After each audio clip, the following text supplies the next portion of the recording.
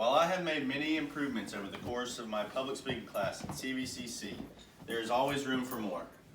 If analyzing one of my first speeches, the introductory speech, along with one of my latest speeches, the TED Talk analysis speech, it will become more obvious just how I have improved. While it may not be a drastic difference in appearance, I now feel much more comfortable delivering a speech in front of others than I did before.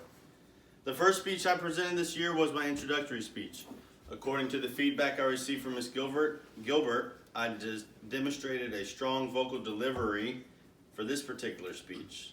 I projected my voice loudly to ensure my audience could hear me and understood what I was saying. Additionally, I believe that I used good supporting examples within the speech. For examples, when I talk about my loyalty to my family during a time when my dad really needed me. This helped my audience see through an example how much I care about my family.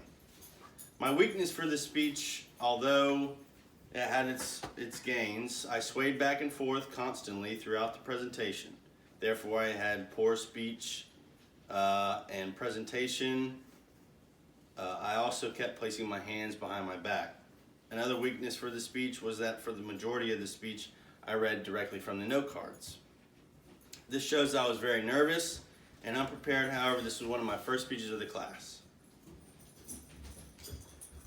The other speech that we're going to analyze is my TED Talk speech, which was one that I did towards the end of the semester. I had a strong vocal delivery. Again, I continued projecting my voice at a volume that others could easily hear and understand. Additionally, Ms. Gilbert noted that I had a very developed introduction, hooking my audience and properly introducing my topic.